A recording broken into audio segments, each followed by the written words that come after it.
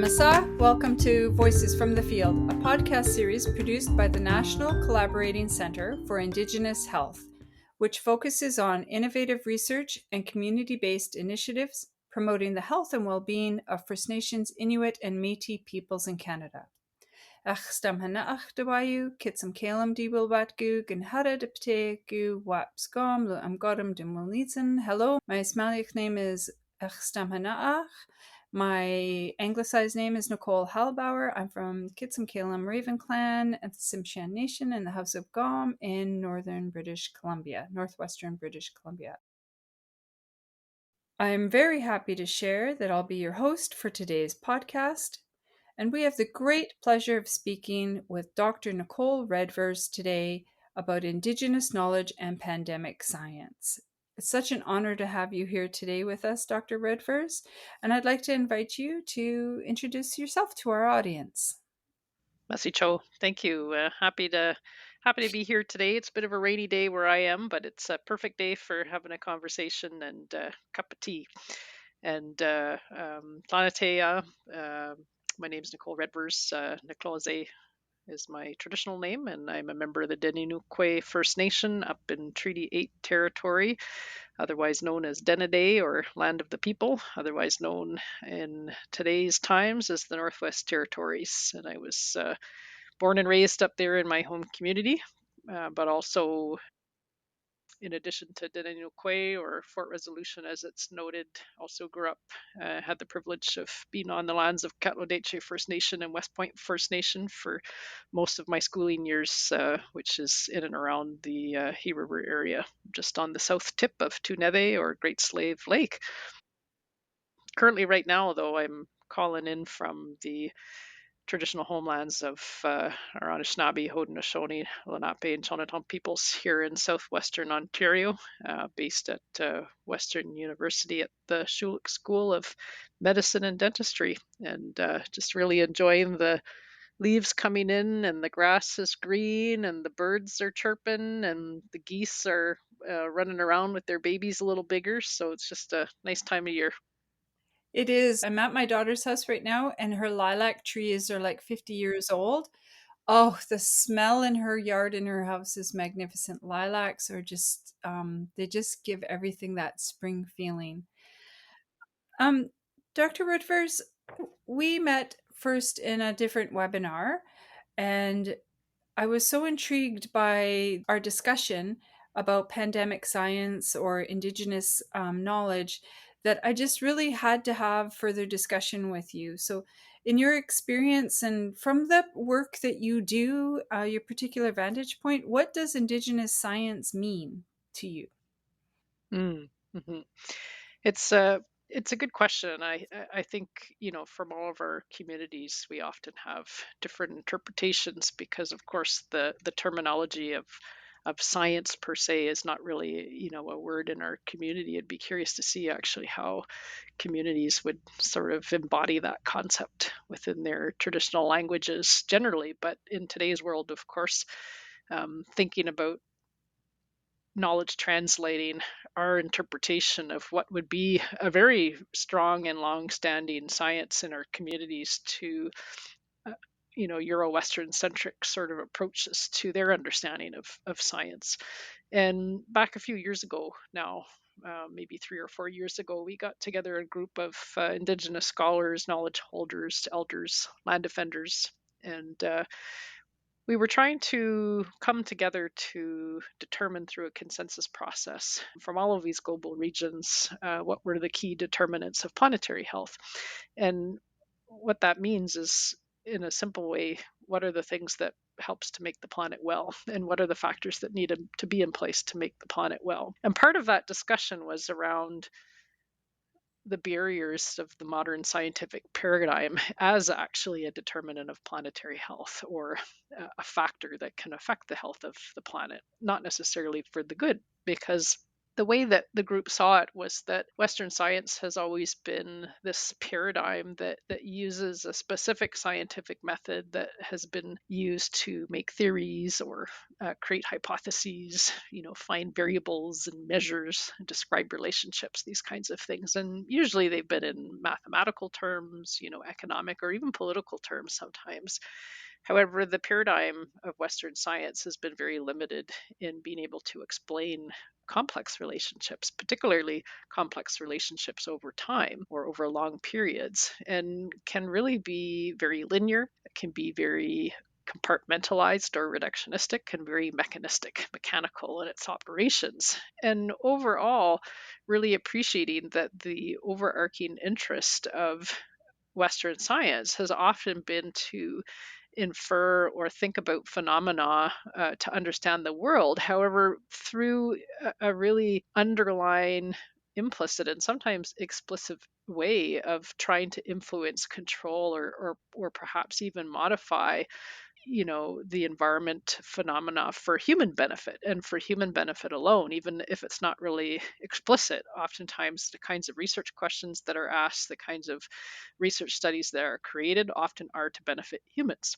Whereas if we think about from an Indigenous science standpoint, and really my meaning of that is more of a systems orientated, ecologically based networking or community approach that really is more aligned with the understandings of complexity. And the group, as a definition, sort of defined Indigenous science or described it as being very contextual, holistic, symbolic, nonlinear, relational, not limited by time, and really uses the collective observation of Indigenous peoples to explain natural phenomena, both through real but also metaphoric narratives. Not that metaphoric narratives give any demeaning to the process, but it's just our way of explaining things, the connectivities in the world. And, I often say in many circles that we can't solve complex problems from the same worldview that created them in the first place, as it continues to perpetuate a disconnect between us and the planet as relatives. And, that kind of is the culmination of the platform of the difference between Western science and Indigenous science. That's incredible.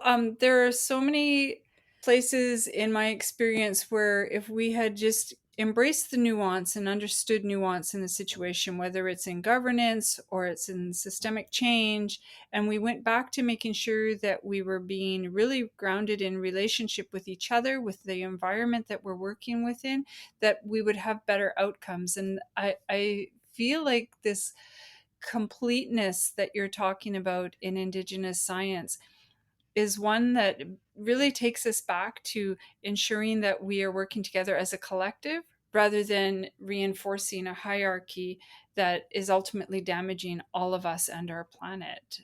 Our shift is not changing to, but back to one that incorporates actual health and well being instead of individualistic paradigms of what's best for me as an individual, but how can we improve it all with everybody? And I think that's fantastic.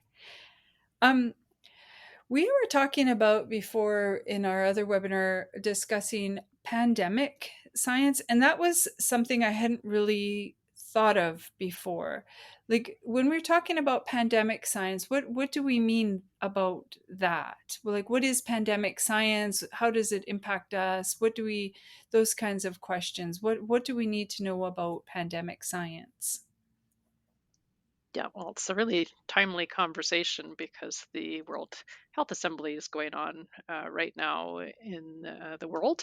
And yesterday, a pandemic accord was just finally passed, which was an agreement between World Health Assembly nations around the world to agree upon certain principles of prevention and response for pandemics, which, of course, pandemics are large scale events that are often derived by viral spillover, most often usually from animals to humans, where a virus is able to mutate and be able to spread human to human in a very efficient fashion that basically encompasses the entire globe. And pandemic science really seeks to understand that phenomenon better in some ways. Now, there's a lot of dynamics, and one of the projects that I'm involved in right now is the Lancet Commission on the Prevention of Viral Spillover, which, of course, is the predetermined step prior to a pandemic actually taking place.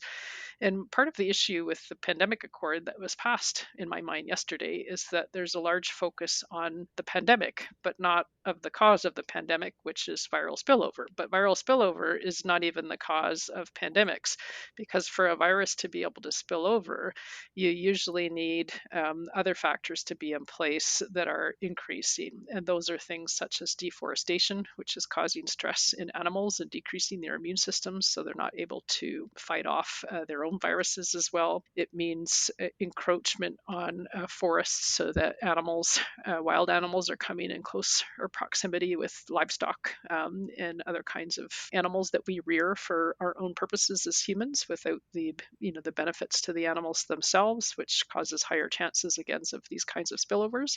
And then the kinds of commercial farming practices that we have, which puts thousands of birds in the same area, which increases the risk, of course, of transmission when these events happening. So ultimately, when we talk about pandemics, it's really about how we take care of our relations, which is our relationships with animals and our relationships with the planet. So the problem I find with the pandemic approach, which often takes sometimes a One Health approach, considering the health of animals and the intersections with infectious disease, is that we kind of align these separate sectors. We have humans over here, we have animals over here, we have the environment over here. And I think for pandemic science to move forward in a good way, we need to stop this narrative of aligning so-called separate sectors, such as human, animal, and planetary health, but instead seek to better focus to describe and operationalize instead the interconnectedness between the systems with a focus on relationships instead of the variables alone.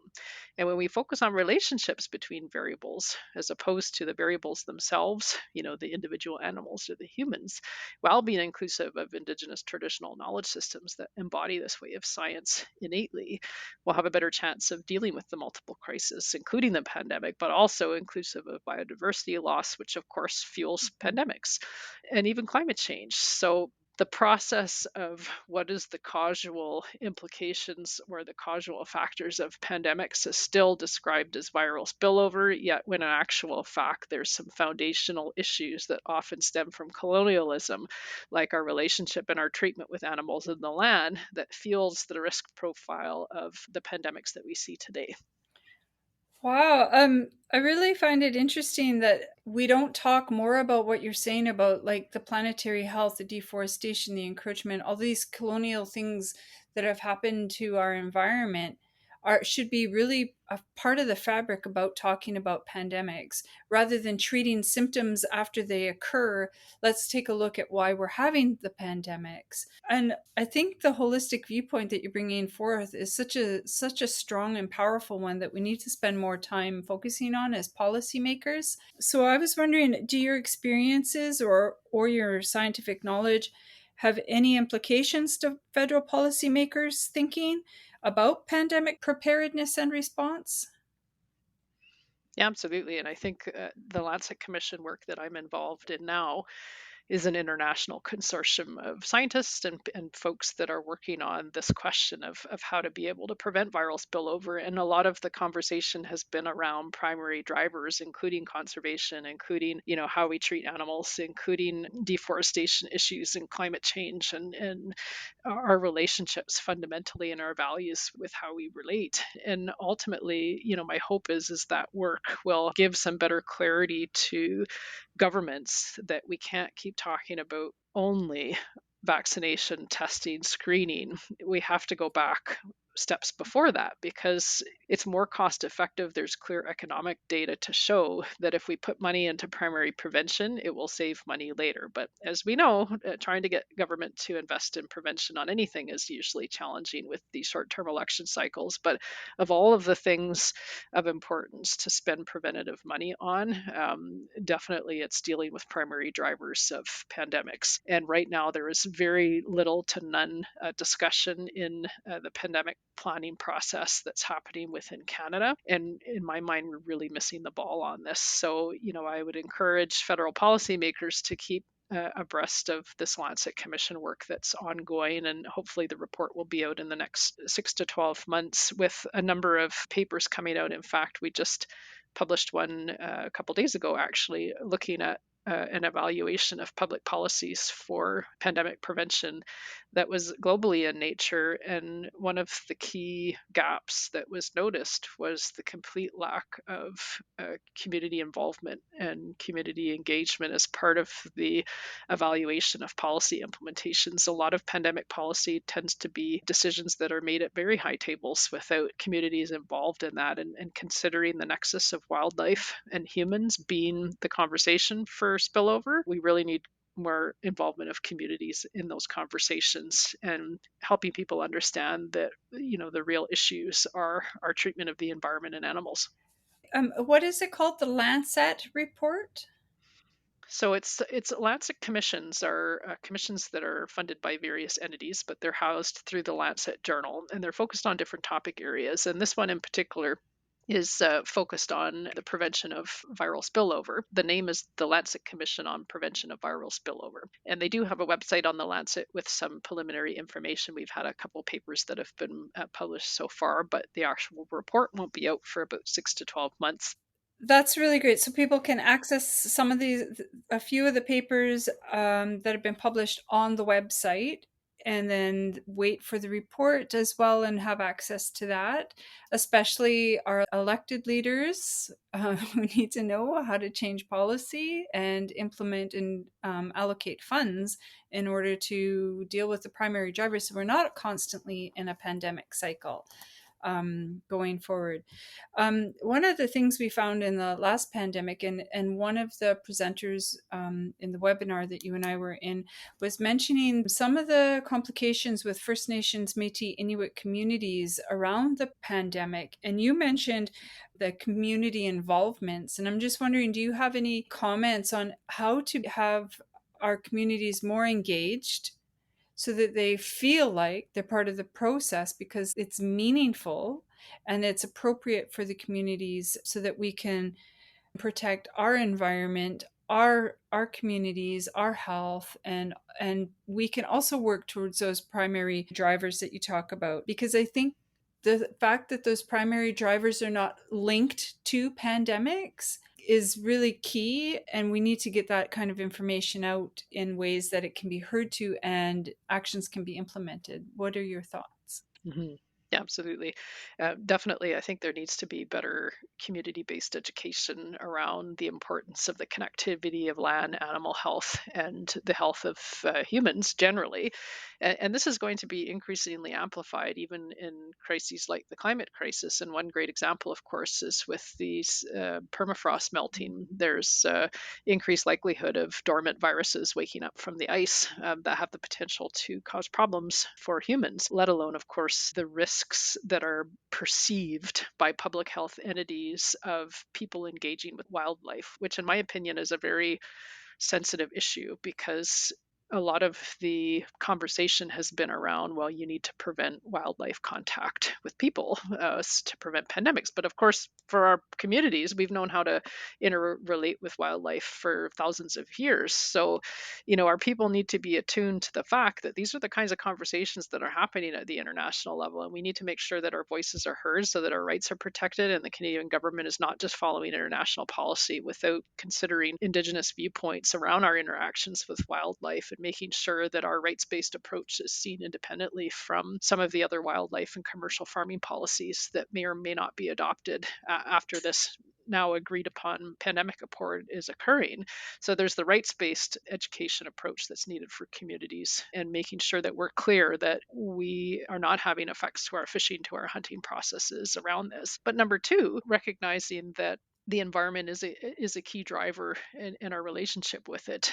Indigenous peoples can actually be the ones that are standing up for the environment in this way, and helping to educate governments in my mind about these connectivities. And I think for us as people to be able to acknowledge, which we've known for thousands of years, the health of the land is the health of us. But, this is more important in the context of pandemic prevention planning. And it gives us another public health lens, in addition to all of our other rights based lens, to advocate for health of lands, protection of forests, land back movements, these kinds of things, and the importance of Indigenous land conservation and stewardship for pandemic prevention in the context of these things is an underutilized tool in my mind that our Indigenous communities, I think, could leverage successfully, not only here in Canada, but in many other places of the globe. Dr. Redvers, I could listen to you talk all day. You really bring forward all the things we intuitively know in our communities, and then you bring them out in a way that also fits the Western academic paradigm so that more people hear it. And so I really appreciate that. And I love anything that's rights based. And the fact that you say the health of the land is the health of us, and that's such a concise way to really express that value and that interconnectedness, and I think that's really important. But I am just wondering, like, I'm just in my academic journey, and I'm sure there are a lot of people out there that are going to be really interested. If there were two resources you would suggest for leaders in community, local small community leaders, to go to their local bookstore and purchase or find online, do you have two things you would suggest as basis for reading going forward? Well, there's a number of, different angles, I think, there, each with its own different avenue of potential advocacy. So I'm just going to stick with, from my perspective, what I think could be helpful for communities to create more synergy in the kinds of language that we're using at provincial, national, and international tables. And that is the terminology around planetary health. And there's a paper that we wrote, which I had noted at the very beginning, describing the Western science versus Indigenous science sort of component. And the paper was the determinants of planetary health, an Indigenous consensus perspective. And I love that paper because it represents global voices of Indigenous peoples, but in my mind, really in a clear way sets forth what I've heard multiple times from communities as being key elements that need to be in place for the health of the planet. So, for example, one of them is respect of the feminine, which we've lost in our communities. The majority in Canada prior to colonization being matriarchal. Ancestral legal personhood designation, which is something that we haven't considered to a full extent, I think, in the Canadian context, especially at how it relates to our treaties and whether or not we give rights to nature as part of colonial systems for their own protection, despite some of the inherent limitations. Whether that's right or wrong, I don't think we've had enough conversations around that in our communities. The understanding of our human interconnectedness with nature, which we all embody naturally, but how to be able to communicate that to policymakers as a premise for negotiations, self and community relationship in our governance and law, but how it actually is framed in the paper, in my mind, is really clear in how that perpetuates disconnect from planet and harm to the planet. And then finally, it highlights how important Indigenous health is in the context of recognizing that Indigenous people currently steward 80% of the remaining biodiversity on the planet, one third of the old growth forests. So if Indigenous peoples have their health and well-being, their cultures, their languages, their sovereignty, their self-determination, they're able to continue to steward 80% of the remaining biodiversity, one third of the old growth forests, which not only benefits Indigenous peoples, that benefits all. If Indigenous peoples are healthy and taking care of their lands, the entire planet is healthy. So there's a lot of things I think that could be leveraged in that paper for framing, why it is that it's important that we do what we do, why it's important that we have funding for land-based healing programs, why it's important that we have funding for Indigenous languages, which is another determinant of health that's framed on there. So that's one resource I could think of off the top of my hand that we've found very useful in conversations around the globe around this topic. Can I ask you a couple questions about your journey? Let's start at the beginning. How did you become a doctor? Just tell me a little bit about your journey to becoming a doctor and gathering all this knowledge. And it's just so inspirational to so many people what you do. And it has such a huge impact, but you're so quiet about it. Yeah, I always come from, we come from small places right up north, and we're really up north. I always joke when people down in London, Ontario tell me they're from up north and it's, a couple hours from here. But I never even had the thought about being a doctor growing up, like many of us in our communities. I had guidance counselors push me down on non academic tracks because I don't think they believed I could do what I could do. And like most kids, right? And, I ended up graduating, not doing the academic math, for example. And when I was halfway through university, I ended up walking into a wrong talk because I went into kinesiology because, up north, all we do is sports. So that's all I had in my mind at that point of what to consider. Went to a talk about naturopathic medicine, and it was the first time I had ever heard about naturopathic medicine generally. And I was kind of shocked that, there was a profession where I could learn about plants, but also get a medical education at the same time. And decided the next day to switch my degree. But I realized it wasn't so easy because I didn't do any of that academic programs in my high school that would give me the prereqs to be able to take those courses that I needed to apply to that program. So I ended up having to upgrade, grade 12 math in a college alongside my full course load for university because I never was pushed to do that. And it made me really frustrated actually at that point because I realized that, I probably could have done that in high school if somebody had told me that I could have done it. But our guidance counselors was just maybe thinking that we're Indigenous, so we couldn't possibly be smart enough to do that kind of work. But anyway, I managed to get through and take the high school courses, upgrading alongside my university program, and ended up getting into the program. So I became a naturopathic doctor, worked in my home region for about 11 years, running an integrative clinic up north in Yellowknife. And about halfway through, started to recognize that a lot of our health issues were difficult to solve in the confines of a clinical exam room, and the majority of our issues were structural. And due to strong structural marginalization, racism, all of these components that needed a wider lens to be able to tackle. So at that point, we got together with elders from my region, and we created an organization called the Arctic Indigenous Wellness Foundation back in 2017 for the purposes of starting what I think was maybe the first at that point, an urban land based healing program. A lot of the land based healing programs were out in the land, but we wanted to target an urban space because many of our particularly unhoused relatives, didn't have the circumstances sometimes or the abilities to get out on the land very easily. And we wanted to bring the land to them. So we created the program. We offered traditional healing and traditional counseling services, all done by elders and knowledge holders from our region. And slowly from there, started to build out the programming to target, again, those that wouldn't be coming to an office or to a clinic or to a place, but would be more than willing to come to a bush tent or a teepee to receive services that way. And it really opened my eyes to the importance of our own ways in developing public health program and prevention programs. And it's been in operation actually for 8 years. It's still open today, all year round, offering services. There's a nice video. It's actually called, people type in Healing Hearts on YouTube, Healing Hearts, Redvers. There's a short little video that showcases the work of that camp that probably one of the things I'm most proud of, not because it was me or my work, but really a combination of collective efforts and realizing that it's not about creating the solutions in our communities. Sometimes it's about creating the space. And then once you create the space, the solutions arise in that. And that really motivated me, to be honest, in moving into academic spaces, even though I never ever thought in 100 years I would ever be in a university because of all of the trust issues and the views we have of institutions. And it was only a program in the United States that was going to be developing the very first Indigenous health PhD program.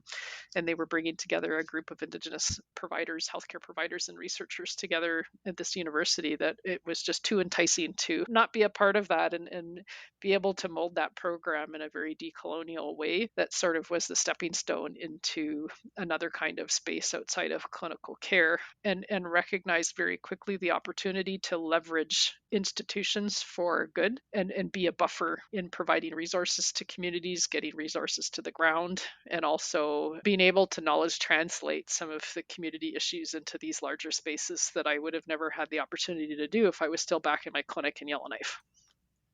That's absolutely inspirational. I've been in health administration since the 90s, and I'm amazed at how much has changed, but how much has clung on to its old colonial ways and continued to do the harm. So it's always so refreshing to hear about things that have lasted 8 years and made real impactful change in people's lives and in communities. That's amazing. I just have one more question for you, if that's all right. For all of us kids that got put on the basic graduation program instead of the academics and are now finding our way back into universities because we figured out that we were just as important and smart as the other kids in the class.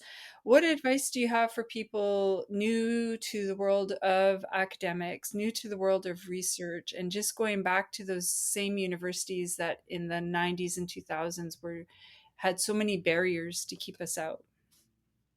Yeah, it's something I'm really passionate about, having going through that experience, and being a probably a quote unquote mediocre student.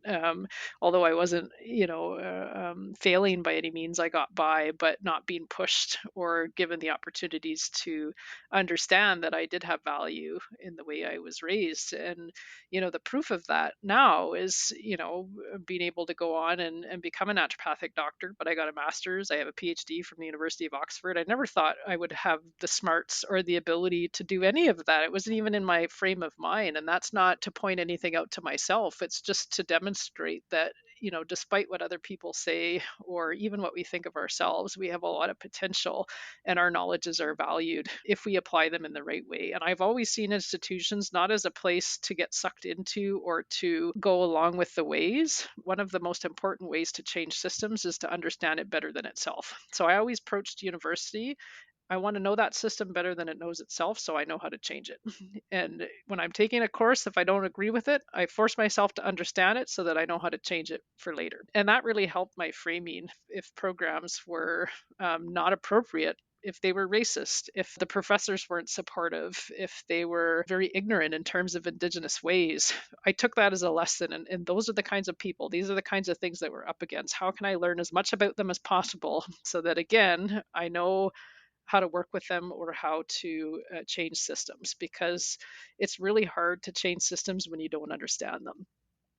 And there's value in that in my mind, to take that time despite the frustrations, recognizing that it's not our systems, and that's okay if it's not our systems, but how can we use them, leverage them, to be able to do good, and really allow us to reflect, I think, on our differences between non-Indigenous and Indigenous ways of being, and being creative about either the bridging of medicine bundles from non-Indigenous Indigenous places, because in some ways, there is value in different understandings of the world, while at the same time not getting attached to them or not getting emotionally attached to the value that's attributed to them, and keeping ourselves as Indigenous peoples as we move through at all costs, I think, is a survival tactic.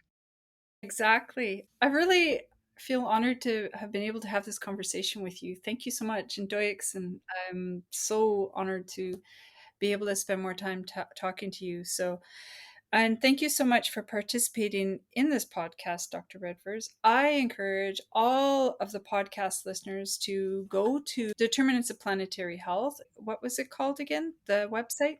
Yep, so it's just the Lancet, but if you type in the determinants of planetary health, Redvers, it will likely come up. So please, listeners, go check it out. And if you'd like to hear more podcasts in this series, head to Voices from the Field on the National Collaborating Centre for Indigenous Health's website, NCCIH.ca. And music on this podcast is by Blue Dot Sessions. It appears under a Creative Commons license. Learn more at www.sessions.blue. Thank you again, Dr. Redvers. You've been very inspirational, and I feel ready to go out and continue to do the work that needs to be done while still maintaining my Tsimshian identity. Thank you, and Doix. Masicho.